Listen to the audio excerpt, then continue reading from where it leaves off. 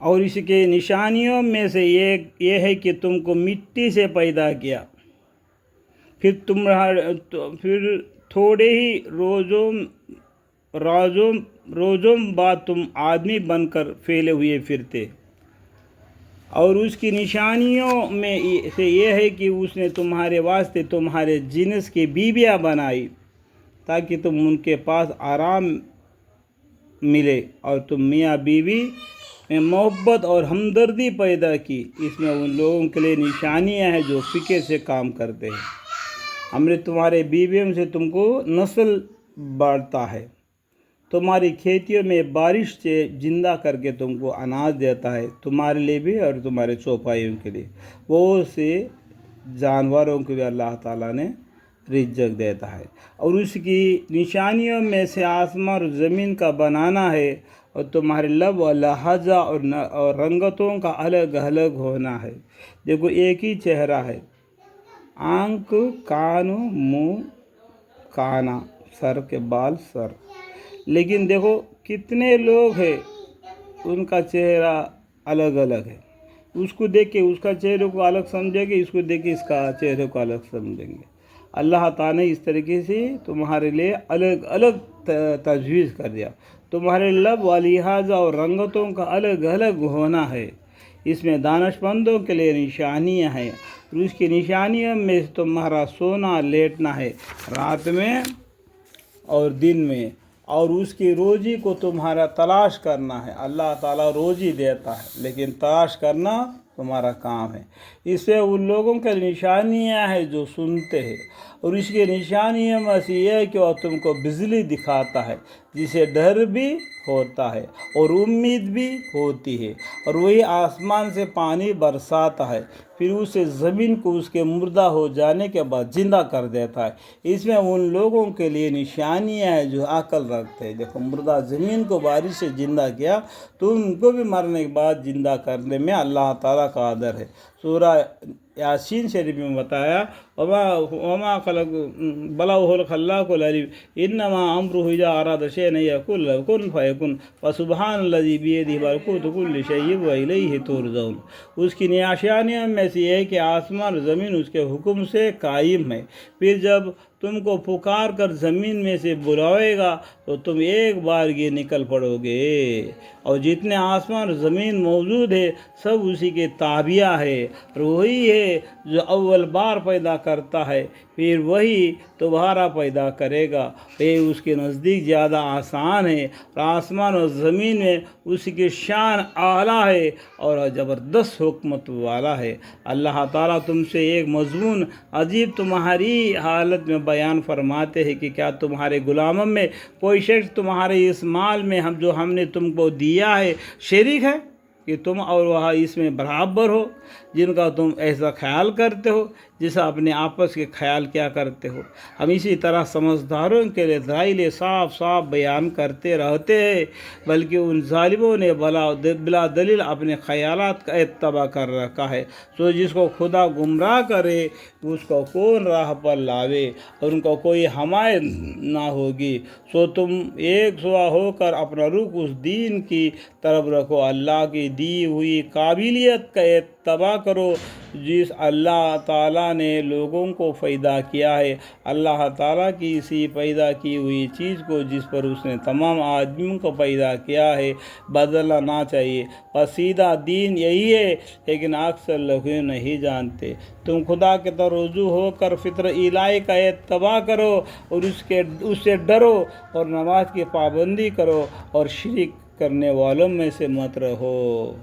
جن لوگوں نے اپنے دین کو ٹکڑے ٹکڑے کر لیا اور بہت سے گروہ ہو گئے، ہر گروہ اپنے اس طریقہ پر نازون ہے جو ان کے پاس ہے، اور جب لوگوں کو کوئی تکلیف پہنچتی ہے اپنے رب کو اسی کی طرف رجوع ہو کر پکارنے لگتے ہیں، پھر جب اللہ تعالیٰ ان کو اپنی طرف سے کچھ عنایت کا مزہ چکھا دیتا ہے تو بس ان میں سے بعض لوگ اپنے رب کے ساتھ شریک کرنے لگتے ہیں، جس کا حاصل یہ ہے کہ ہم نے جو ان کو دیا ہے اس کو ناشکری کرتے ہیں۔ تو چند روز اور حج حاصل کرو، پھر جلدی تم معلوم کر لو گے کیا ہم نے ان پر کوئی سند نازل کی ہے اور ان کو خدا کے ساتھ شریک کرنے کو کہہ رہے ہیں؟ اور ہم جب لوگوں کو کچھ عنایت کا مزہ چکھا دیتے ہیں تو اس سے خوش ہوتے ہیں، اور اگر ان کو اعمال کے بعد میں جو پہلے اپنے ہاتھوں سے کر چکے ہیں ان پر کوئی مصیبت آ پڑتی ہے تو بس وہ لوگ نا امید ہو جاتے ہیں۔ کیا ان کو یہ معلوم نہیں کہ اللہ تعالیٰ جس کو چاہیے زیادہ روزی دیتا ہے اور جس کو چاہیے کم دیتا ہے؟ اس میں نشانیاں ہیں ان لوگوں کے لیے جو ایمان رکھتے ہیں۔ پھر قرابت دار کو اس کا حق دیا کرو اور مساکین اور مسافروں کو بھی، یہ ان لوگوں کے لیے بہتر ہے جو اللہ کے رضا کے طالب ہے، اور اسی ہی لوگ فلاح پانے والے ہیں۔ اور جو چیزیں تم اس غرض سے دو گے کہ وہ لوگوں کے مال میں پہنچ کر زیادہ ہو جائے تو خدا کے نزدیک نہیں بڑھتا، اور جو زکوٰۃ دو گے جس سے اللہ کی رضا طلب کرتے ہوں گے تو ایسے لوگ خدا تعالیٰ کے پاس بڑھاتے رہیں گے۔ اللہ ہی وہ ہے جس نے تم کو پیدا کیا، پھر تم کو روزی دیا، پھر تم کو موت دیتا ہے، پھر تم کو جلائے گا۔ کیا تمہارے شریکوں میں بھی کوئی ایسا ہے جو ان کاموں میں سے کچھ بھی کر سکے؟ اور ان شریک سے پاک اور برتر ہے۔ خشک اور تری میں لوگوں کے اعمال کے سبب بلائیں پھیل رہے ہیں، تاکہ اللہ تعالیٰ ان کے بعض اعمال کا مزہ ان کو چکھا دے تاکہ وہ باز آ جاوے۔ آپ فرما دیجئے کہ ملک میں چلو پھرو، پھر دیکھو کہ جو لوگ پہلے ہو گزرے ہیں ان کا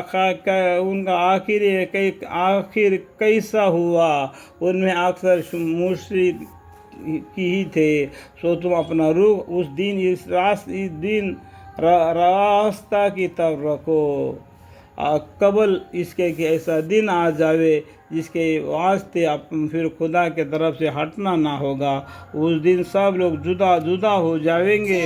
جو شخص کفر کر رہا ہے اس پر تو اس کا کفر پڑے گا، اور جو نیک عمل کر رہا ہے یہ لوگ اپنے لیے سامان کر رہے، جس کا حاصل یہ ہوگا کہ اللہ تعالیٰ ان لوگوں کو اپنے فضل سے جزا دے گا جو ایمان لائے اور انہیں اچھے عمل کے۔ واقعہ اللہ تعالیٰ کافروں کو پسند نہیں کرتا۔ اللہ تعالیٰ کا نشانیوں میں سے ایک یہ ہے کہ وہ ہواؤں کو بھیجتا ہے، وہ خوشخبری دیتی ہے، اور تاکہ تم کو اپنی رحمت کا مزہ چکھا دے، اور تاکہ کشتیاں اس کے حکم سے چلے، اور تاکہ تم اس کی روزی تلاش کرو، اور تاکہ تم شکر کرو۔ اور ہم نے آپ سے پہلے بہت سے پیغمبروں ان کی قوموں کے پاس بھیجے، اور وہ ان کے پاس دلائل لے کر آئے، سو ہم نے ان لوگوں سے انتقام لیا جو مرتکب جرائم ہوئے تھے، اور ہر ایمان کا غالب کرنا ہمارا ذمہ تھا۔ وَقَانَ حَقًّا عَلَيْنَا نَصْرُ الْمُؤْمِنِينَ، اور اہل ایمان کا غالب کرنا ہمارے ذمہ تھا۔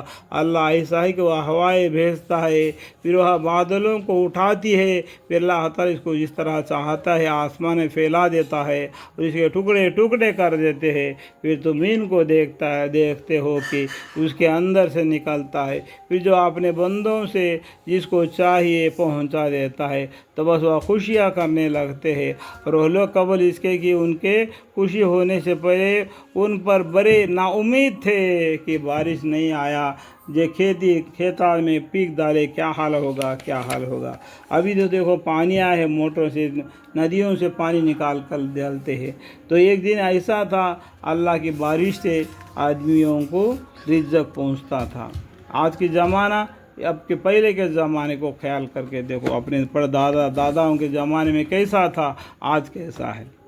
اس کے اوپر اتراؤ مت، سو رحمت الہی کے آثار دیکھو کہ اللہ تعالیٰ زمین کو اس کے مردہ ہونے کے بعد کس طرح زندہ کرتا ہے۔ کچھ شک نہیں وہی مردوں کو زندہ کرنے والا ہے، اور وہ ہر چیز پر قدرت رکھنے والا ہے۔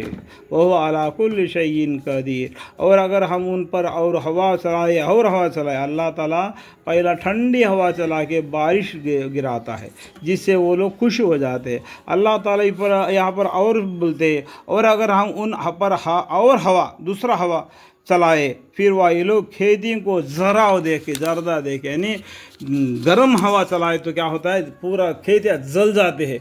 जैसा कि गर्मी के मौसम में तुम देखे तो ये इसके बाद नाशुक्री करने लगते हैं, यानी उसके ऊपर अगर नाशुक्री करते, अल्लाह ताला तुम पर रहमत करके बारिश भेज के तुमको ज़मीन को ताज़ा करता है तो तुम तकब्बर करते हो, अल्लाह के शिरक ठहराते हो। उसके जगह पर अल्लाह ताला दूसरे हवा को भेज देगा, अगर वो तुमको ज़मीन को बर्बाद कर देगा तो नाशुक्री करने लगते हो।